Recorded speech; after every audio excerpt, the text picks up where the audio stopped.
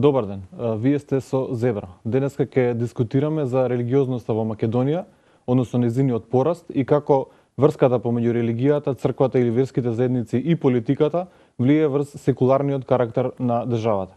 Според последното истражување на Галуп, кое што беше меѓународно, во Македонија 90% од луѓето се изјасниле како религиозни. Меѓутоа, според едно друго локално истражување, само 10% од истите тие луѓе изјавиле дека религиозноста ја практикуваат секојдневно или на редовна основа.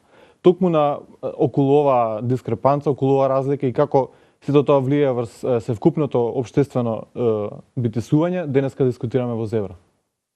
Во студиото денеска се двајца соговорници, тоа се отец Ивица Тодоров од МПЦ Скопската епархија и универзитетскиот професор Здравко Савески, член на левичарското движење Солидарност. Третиот соговорник може да бидете слободно вие, користејќи го хаштагот ЗебраМК и да се вклучите со своји коментари за време на емисијата. Добре дојдовте во Зебра.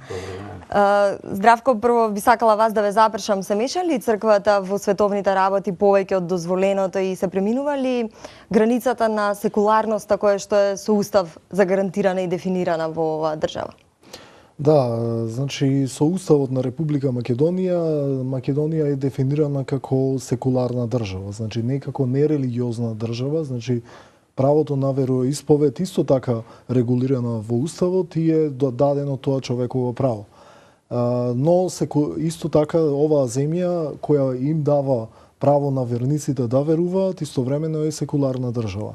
Тоа значи одвојување на црквата од државата и не мешање, ниту од страна на црквата во државните работи, ниту пак мешање на државата во црковните работи.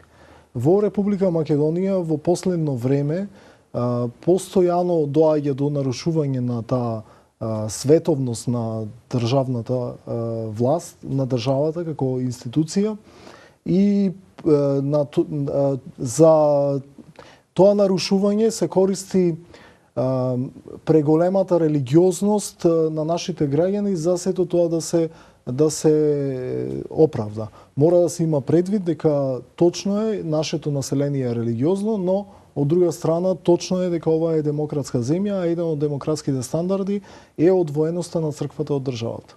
Отец Тодоров, кога се повикуваме на секуларноста и бараме немешање на државата во црквата, вие ќе речете дека тоа е можеби погрешно толкување и сваќање на секуларноста.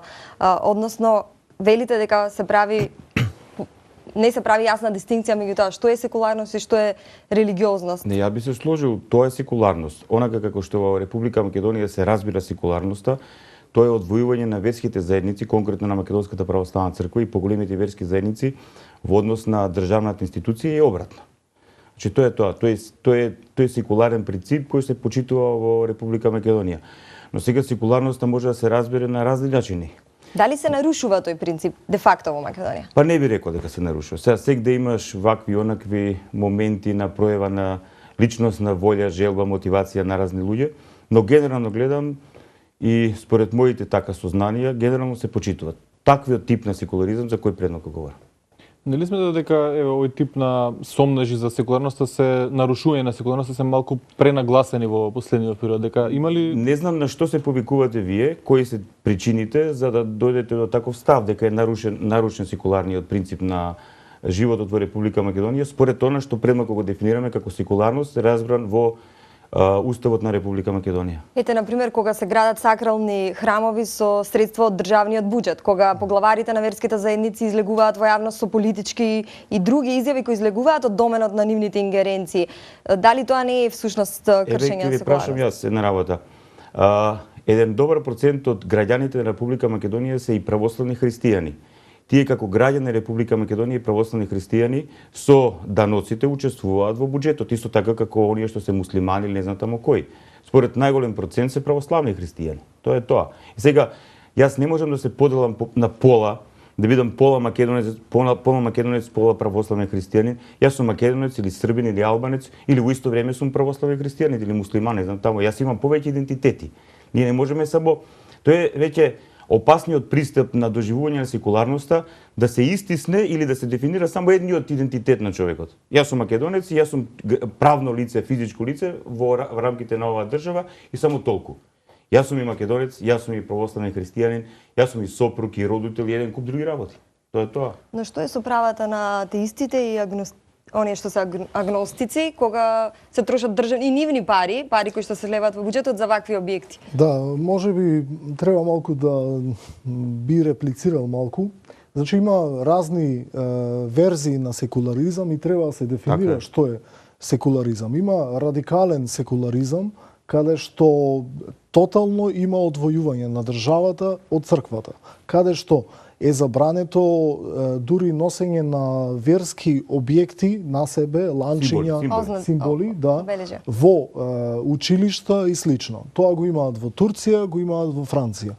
Македонија, како и повеќе земји, не оди на стрикна одвоеност на црквата од државата, на верските институции од државата, туку има поблага верзија. Но дури и најблагата верзија на секуларност подразбира државните пари се кај државата, црковните пари кај црквата.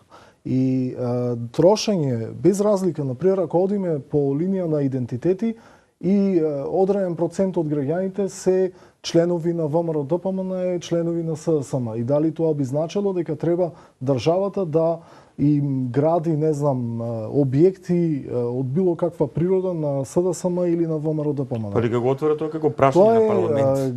граѓаните од буџетот е од граѓаните за граѓаните. Значи не е за заедниците. Значи било тие да се верски, дали биле политички и слично.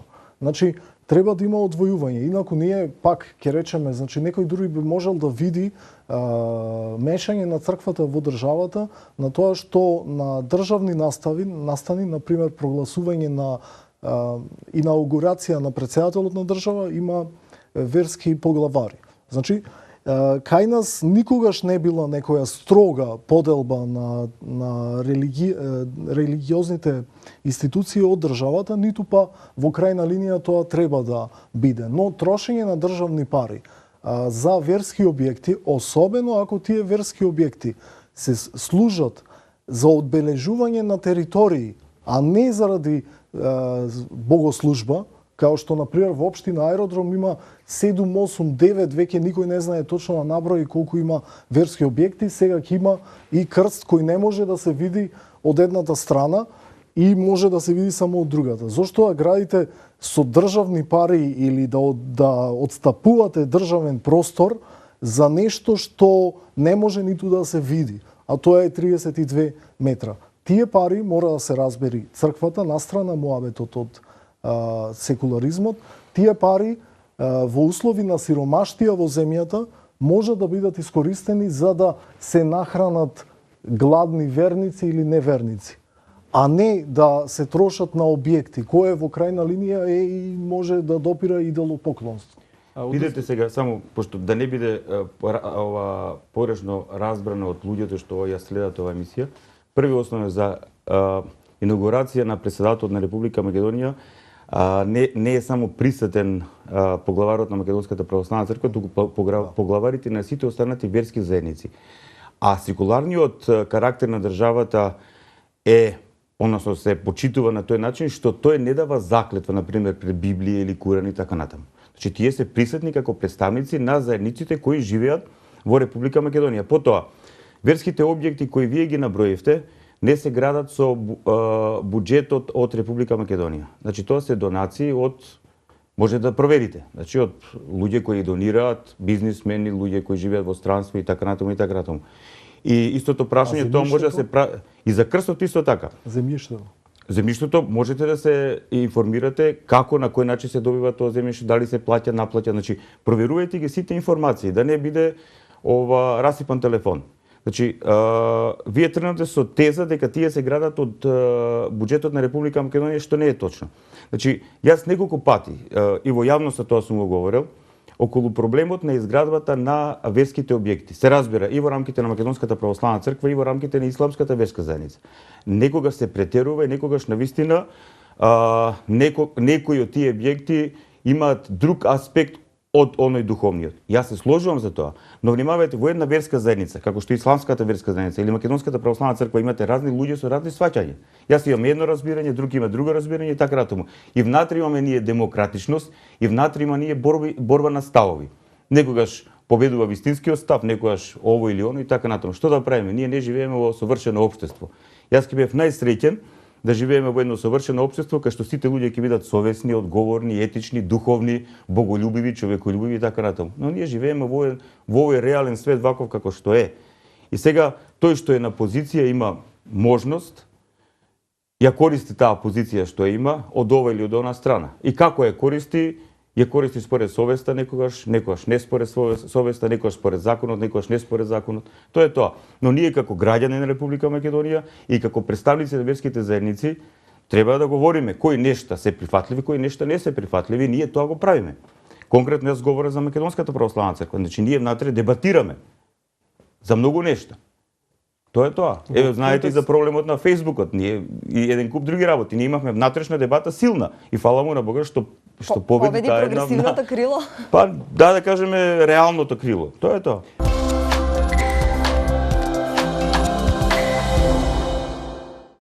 Повеќе истражувања, дури фокусирани на Република Македонија, само покажуваат многу слични проценти по ова прашање. Еве, истражување кое што Институтот за демократија го има направено во 2012, е поврзано за политичката култура во Република Македонија, покажува дека 85,3% од населението се декларира како религиозно. Сега, дали е тоа вистина така? Тука е клучното прашање, што е сериозно висок процент. И тука е многу важно да видиме како ние го дефинираме религиозност. Дали како следење на одредена религија, дали практикување на таа религија, дали прифаќање на вредностите кои што таа религија ги проповеда како свој. И ако навлеземе подлабоко во ова истражување, доаѓаме до некои малку подлабоки заклучоци кои што кажуваат дека, да речеме на прашање колку често одите во религиозни институции, само 12,7% од испитаниците велат дека секој ден одат, а додека 41,7 кажуваат дека одат само на големи верски празници, што значи дека многу повеќе луѓето на некој начин декларативно се религиозни отколку што суштински. И од друга страна, општествено очекуван и прифатлив одговор е да се биде религиозен барем денес и тоа веројатно влие на големината на овој процент.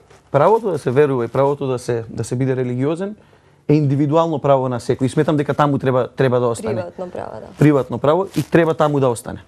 Не знам, можеби колегата има друго мислење. Не е добро. Во однос на оваа анкета, бидејќи еве почнуваме тоа како повод на разговор, значи мора човек да го гледа она што го напомна Дамир, нели?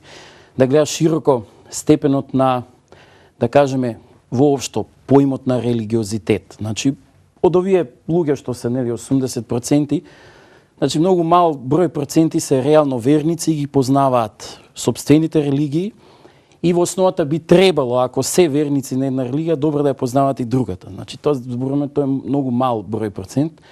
Главно се онака политикански во некоја религија, традиционално како некакви се вредности, као придружен член на националноста или етничкито се перја, нели, со кој што човек се кити, но има еден момент кој што е, да кажеме, директно од филозофска природа, дека чувството на религиозитет може да го имаат луѓе кои што се, например, да кажеме, атеисти.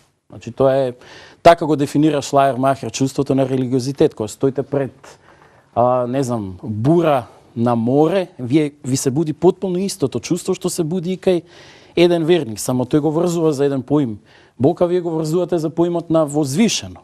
Имено, ако не сметам дека чувството на религиозитет може да биде инспирација за високи уметнички дела. Чиновник кој нема такво чувство не произведува уметнички дела, така што во оној миг кога ќе се обиде човек да направи суспензија на сите своји потенцијали, имено и на чувството на религиозитет во онаа најширока смисла, мислам дека можеме да кажеме завршена е работата и со уметноста, не само со религијата. Вие сте дел од академската средина. Како ви звучеше оној повик на ректорот да ја започнете академската година со молитва? Од кога религијата и науката стана сестри? Знаете како, тој вака, сега ако дозволите да се обидам, нели, она кратка in extenso, да кажеме, во длабочина елаборација. Значи,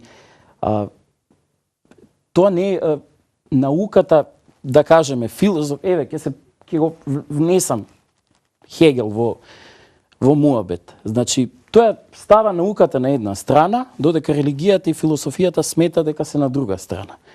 И нивните предмети воопшто не се допираат. Значи, тоа не може ниту едната, да кажеме, да упадне во другата, ниту другата да упадне во оваа првата. Значи, тоа е како да зборите поими бело и кенгур. Дали се комплементарни, дали... Значи, они не се, затоа што науката има таа предност во однос на религијата и на, да кажеме, на философијата, што веднаш е даден предметот и веднаш е јасен методот за, да кажеме, за опишување, одредување на тој предмет. Додека науката и тоест религијата и философијата го имаат, ја имаат вистината и она во онаа највиша смисла, и тоа Хегел го нарекува апсолут или Бог или целина. Дали со овој потек ректорот ги изедначи црковните догми и научните теории, ги стави не, мислам дека се работи за лично решение на еден човек кој што во исто време е и научник и верник. Тоа не се инкомпатибилни помеѓу себе. Сега е друго на ниво на политичка консеквенца, да кажеме. Смее ли ректорот своите лични решенија да ги наметнува на... Јас тука се согласувам дека би можело тој лично самиот да отиде во црква и да побара во рамки на лична молитва да побара да биде, нели, па дури целиот универзитет благословен. Но ми се чини дека треба да остане на страна и тоа е за мене многу по-позитивна позиција за било која религија, вера или религиозен човек да биде одвоен од државата. И јас би сакал да е овде одвоено од државата, затоа што така би се оставиле религиите и верите на рад. Зашто религиозноста не би требало да влезе во институции, али затоа мојата сексуалност треба манифестно да се прогласи за коректна, политички, нели, лекарски, не знам како, па затоа мора секој да труби наоколу дека јас не смеам во ниеден случај. Значи, јас можам да повредам религиозни луѓе на моите предавања, али сексуално малцинство не смеам да повредам на моите предавања. Што значи, религиозноста ќе си ја чувате дома, а сексуалноста надвори не сме никој да ве рчка. Значи, поисплатливо да сте, да кажеме, од сексуално малцинство добивате и политички и на ниво на институција, ве институционализира системот, додека ако сте религиозен, сте тоа приватно по дома. Као во времето на комунизмот. А не сум сигурна дека не се профитира и од религиозна припадност. Ги видовме сите политички челници. Ево еден многу смешен пример што навидуме неповрзан, меѓутоа јас па обратно сметам дека барем во Република Македонија да си македонец атеист од еден аспект е дискриминаторски. Од аспект јас често се зедам, викам, по прашање на неработни денови сум голем верник. Зошто сум голем верник? Затоа што ако си македонец атеист, ти имаш 11 неработни дена. Ако си, да речеме, православен албанец, имаш 17. Аха, да.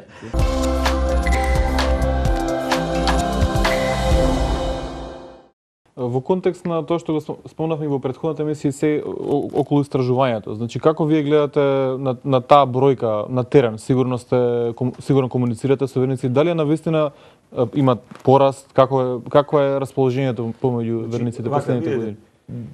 Кога некој се декларира како религиозен човек, тоа е толку широко, општо, тоа е апсолутно не може од ваше искуство Моето искуство го говори ова. Значи јас може да говорам како човек кој работи како парухиски свештеник и плюс работи на просветен мисионерски план и милосрден план исто така.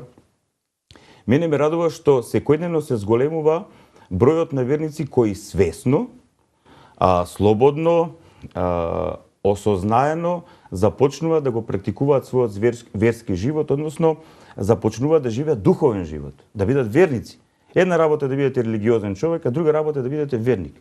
Верник тоа значи да почнеш да живееш според заповедите на својата вера, да ја практикуваш својата вера, да чувствуваш внатрешна промена, внатрешна преобразба, да зрееш како личност, да се осознаваш како личност, да ја осознаваш вистината на постоењето. Тоа е верник. А имате религиозни луѓе кои ја практикуваат религијата и верата на свој субјективен начин. Јас многу често тоа отворено го говорам исто така дека јас не сум религиозен човек. Јас сум христијанин, ја верувам во Христос. Јас сум член на неговата црква, не сум религиозен човек. Јас сум христијанин. Значи, да, може би во конкретни случаи државата не ги гради верските објекти, но го дава просторот. Тој простор може да биде искористен за да се изгради една градинка, детска градинка, а таа е дадена за градење на верски објект, кој во општина Аеродром, како најекстремен случај, е 8, 9, 10 цркви, дури има на крстопа 3 поставени верски објекти. Значи, тука кажува дека владата антисоцијално се однесува. Од друга страна, црквата, зошто неизе и требаат толку верски објекти конкретно во општина Аеродром?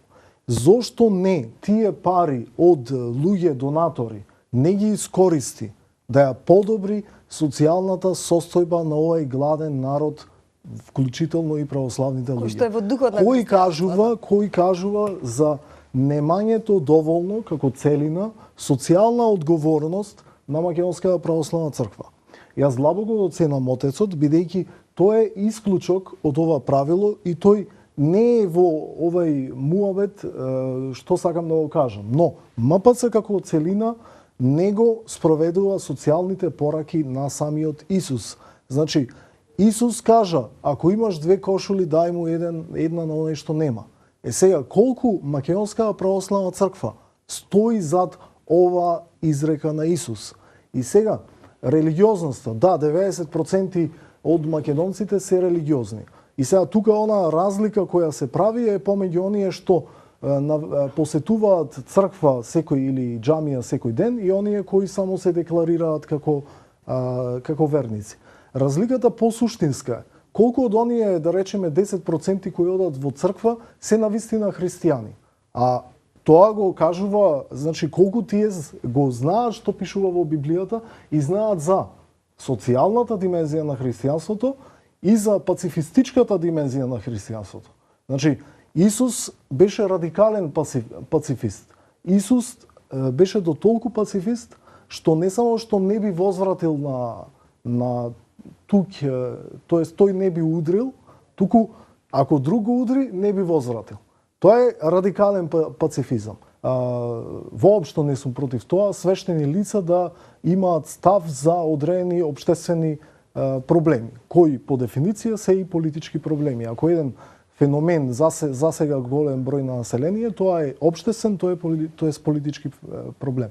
Но, она што многу често се случува со изјавите на верските водачи е да тие зборуваат за националните прашања, за дури спорот со името, како тоа Грција што ни прави, а колку ние сме обесправени во конкретниот случај. Многу ретко се случува да каже став некое верско лице за тоталната осиромашување на нашето општество. Значи имаме ние два проблеми, еден национален, другиот социјален. Како тоа големото мнозинство од верски поглавари се отсврнуваат секогаш на националните прашања, а не на социјалните? Отец Ивице, што би рекле на овие критики дека МПЦ се оддалечува од изворната суштина на православното учење? Значи, никош не може во пакет да говориме дека една заедница е ваква или онаква, затоа што некои незини представници се вакви или онакви. Значи, јас како православен христијанин, како свештенослужител во рамките на Македонската православна црква, односно во рамките на православната црква и така натаму, црквата се една те иста и таа вистина што ја примила од Христос, од самиот незин основач, е една те иста неизменлива. И ние не сме ја искривиле. Значи, тој момент на осет за страдање на нашиот ближен, тоа не е променето во нашата вера, но целата приказка е колку мина тој осет го негуваат во себе си. Тоа е целата работа. Значи, христијанството во себе има една вертикална димензија, тоа е нашиот духовен раст, нашето духовно очистување, нашето уподобување, односно приближување на својствата на Бог и така натаму, а врното својство тоа е љубов, врното својство тоа е вистина и таму кај што има вистина, таму кај што има љубов, има во најмудра смисла на зборот мудро изразување и на грижата кон другиот. Сега, тие луѓе кои не се отвараат за вистина и за љубов, тие не се отвараат, односно не го пробуваат това и преку таа потреба за грижа кон другиот. Но јас не можам да говорам за ово или за оној. На крај на крајите... Прави ли МПЦ нешто за сиромашните во Македонија? Конкретно да видам. Генерално вака сега. Значи, Генерално како Македонска православна црква има некои аспекти кои постои хуманитарната организација Милосрдие, ред други активности кои таа ги покренува како институција. Но јас мора да ви кажам дека Македонската православна црква повеќе на милосрден план делува преку своите свештенослужители, односно парокиски свештеници, преку своите манастери и преку своите верници. Значи јас ги поканувам сите оние кои сака да дојдат и да видат, еве конкретно во нашата црковна општина во Свети Ѓорѓе во Чаир, заедно со моите собраќа свештенослужители и пред се со несебичната помош на верниците, ние навистина организираме една милосрдна активност која веќе со години трае. Отец Ивица, професор Савевски, ви благодариме за оваа мощна благодариме инспиративна вас. дискусија. Ви благодариме што не следевте. Поздрав!